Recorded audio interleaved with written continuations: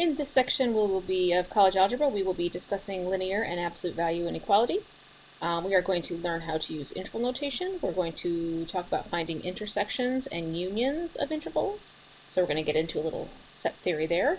We are going to solve linear inequalities. We're going to recognize when inequalities have no solution or have solutions that are all real numbers.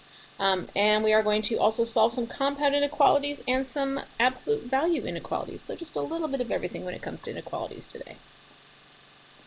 All right, when you are solving an inequality, you are going to find solutions, not a solution. You are going to find solutions of that inequality that we say satisfy the inequality. So the solutions, all the solutions are called a solution set. Now there are many ways that we can talk about this solution set and many ways we can write it. So let's talk about those different ways.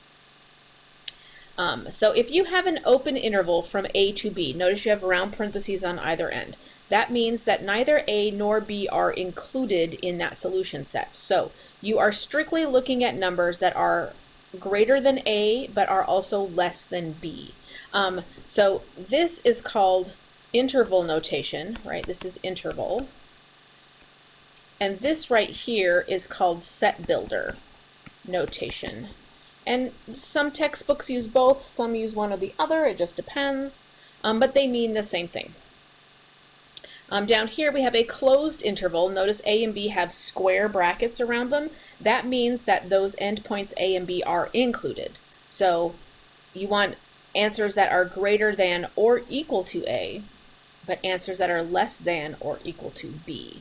So you are going to have equal to A and B on the ends of each of those. Your intervals might be infinite, where they go on forever. So if you have from a number A to infinity, notice infinity will always have a round parenthesis. That is because infinity is not a number, it's an idea. So this will be an infinite, so it'll go from A and then to positive infinity. So it'll keep going forever and ever in that direction. So that would strictly be x is greater than A. If that were a square bracket, then that would be an equal sign right here. That would be x is greater than or equal to A. You could also have an infinite interval going in the opposite direction, going to negative infinity. So in this one we have negative infinity to B. So in this case it's any x that is less than B, less than or equal to, because it's got the square bracket. So it's just important that we know all these different ways that we could discuss and all the different types of intervals that we could have. So let's do an example. Oh, wait, one more thing before we go. So just remind you that anytime you have a infinity, whether it's positive or negative, it will always have a parenthesis, a round. Because infinity is not an actual number, we cannot include it. It's an idea. So keep that in mind. All right, so let's just start on some examples. So anytime you have these intervals, you can graph them. So it says to express each interval as in set builder notation. So we'll do that first, and then we'll graph. So this first set, so we have a set of x's such that, that's what that little bar means, such that. And then let's talk about, we want numbers between -2 and 5, but they must be equal to -2. So the -2 will have an equal sign, and the 5 will not, because the 5 is not included. And then we need to put that on a number line. So if this is -2, so that'd be -1, that'd be 0, 1, 2, 3, 4, 5. All right, so we want going to be equal to, right? So this will be a square bracket here at -2, and then everything up until we get to 5. When we get to 5, we're going to stop, and 5 is not included, so it will have a round parenthesis. Very important that these two brackets match these brackets on the original interval. All right, same thing here. Let's start with our set builder notation. We want x's such that we are starting at 1, and it is less than or equal to x, and that will be less than or equal to 3.5. Notice we have equals to on both because both of these are square. So 0, 1, 2, 3, 4, 5. All right, so we're starting at 1 with a square bracket, and then we are going up to 3.5. 3.5 would be like right here. So any x value in between those two. The next one is infinite. It's an infinite interval because we're going down to -1, so it's -1 and then any number all the way down to negative infinity. So we want x's such that x is strictly less than -1. Any number less than -1 will work, all the way down to negative infinity. So if this is our number line, all right, we were to start at -1. -1 is going to be round, and we are going to go all the way to negative infinity, which is just, we're just going to put an arrow there because it goes forever and ever and ever. So hopefully that clears up the interval notation, set builder, and our graphical representation of those intervals. When we are talking about intersections and unions, okay, an intersection is what you look at what they have in common, so where there's overlap. A union is when you take two things and you smush them together to make one big answer. So an intersection will be represented a couple of different ways. You know what, I'm going to wait until we start talking about the graphs and then we'll start talking about it because I think that'll be easier. So let's just, let's just jump into an example. I think that'll be easier for me to explain it. Okay, so this one. We want to find, we're taking the set 1 to 3, and we are taking the intersection. Intersection's upside down. If it's like this, that means union, like, because it looks like a U, like in union, that's how I remember. So if it's upside down U, that's intersection. All right, so first thing I'm going to do is I'm going to start with my number line. All right, so here we go. 0, 1, 2, 3, 4, 5, 6, 7. Okay, so I'm going to start with this one, from 1 to 3. 1 to 3 would be from here to here, right? Anything there to there. Now, let's look at the next one. The next one is 2 to 6. So 2 to 6, and then from there to there. Now notice there's this overlapping part in the center, right? This is your intersection, right? The part where they overlap. And notice it starts at at positive 2, and that is round parenthesis, right? Because it's not included. Up to 3 it stops, and 3 is included. So that would be our answer. This, if I look for the intersection of these two, it's going to be from 2 not included, up to 3 is included. And that would be my answer. So it's kind of nice to look at these graphically. I think they're a lot easier to do with you when you see the graph and you can see the actual overlap.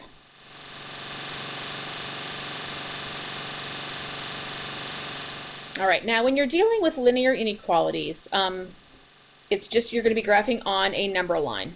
Very simple, one-dimensional, nothing crazy. All right, you're going to solve that inequality, and then you're going to graph the answer. So here we go.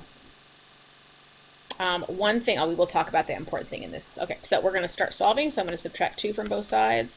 I get -3x is less than or equal to 3. I'm going to divide both sides by -3. Now, very important right here. If you are dividing by a negative number, you must reverse your sign. Very important. Your inequality sign must be reversed anytime you multiply or divide by a negative number. So keep that in mind.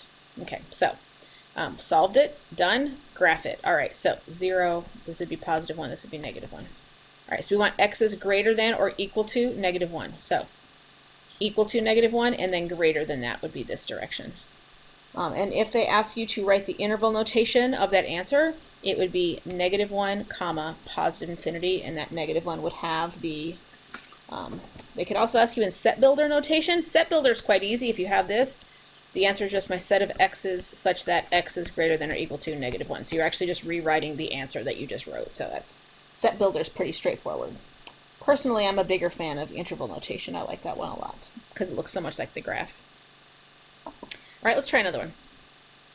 All right, here's another linear equation that we can try. All right, so we're going to solve it just like we would anything else. So we get 3x plus 3 is greater than or equal to 3x plus 2. All right, and I'm already seeing a problem because if I try to get rid of my x's, notice I get 3 is greater than 2, which is a correct answer, right? Like that is true. 3 is greater than 2. That is a true statement. But notice we have no x's anymore. Okay, so anytime you get this situation where your x's go away and you have a true statement, your answer is going to be all real numbers. So let's talk about the different ways we could write all real numbers. All real numbers means it's anything from -infinity to positive infinity. That's everything. If you're going to do this in set builder notation, all you're going to do is say my answers are x's such that x is any real number. And that's it. Any x I want, anything will work. I kind of like those. All right, compounds. If you have a compound inequality, you need to break it up and solve each side of the inequality separately. Some people do it all at once, which you can do. I don't like to do that, but I will show you how to do it that way. That's the way your textbook does it. Makes me a little nervous though sometimes. So here we go. So notice we want to get the x by itself, but right now we have to get rid of this 3. But if we subtract 3 from here, we have to subtract 3 from both sides, the right and the left. So that would give me -2 is less than or equal to 2x minus 11 minus 3 is 8. All right, and then to get the x by itself, I have to divide by 2, which means I have to divide both sides by 2 as well. So that would give me -1 less than or equal to x less than or equal to 4. In set builder notation, that's pretty straightforward, right? We are set such that of x's such that -1 is less than or equal to x, which is less than or equal to 4. Oh, which is just, oops, strictly less than. I tried to put an equal sign there. Less than 4. So there's my set builder. On my number line, there's -1, 0, 1, 2, 3, 4. So on my number line, I'm going to start at -1, that is equal to, so it gets a square, and at 4, it gets a round. So anything in between there. If you feel more comfortable, you can break it up into 2 steps. You can break it up into this inequality and this inequality, and then do the overlap and do the intersection of those two. It's entirely up to you. Personally, this one, it wasn't too bad doing it all together, so I would probably try doing it all together first and then maybe try it separately if you had a more difficult problem. All right, now we need to talk about solving absolute values in an inequality. Anytime, as you remember from the last lesson, we talked about absolute values always had 2 solutions. Same thing here. All right, so it's very important that we talk about these rules. So if you have an absolute value less than a number, that means you're going to have a very restricted solution set between -c and +c. But if your absolute value is greater than a number, you're going to end up with the outskirts. So you're going to end up with u's less than -c or u's that are greater than -c. So it just depends on the inequality you have, how you're going to approach it. So it's very important that you remember these 2 things because you will need to apply them differently depending on the problem. For example, here is our example that has to do with absolute values. And again, this is very important that we remember that last slide, so I'm going to go back to that in a second. So I don't like it when my absolute value is on the right-hand side. So first thing I'm going to do is I'm going to rewrite this as absolute value of 6 minus 3x is greater than 18. It just makes so much more sense to me when I write it like that. So if you feel the same way, please do. But that matches what we just saw. So this is the situation we have. We have this situation right here. We have situation number 2. So we need to break this up into 2 different inequalities where our absolute value is less than -c or absolute value is greater than +c. So I'm going to break this into 2.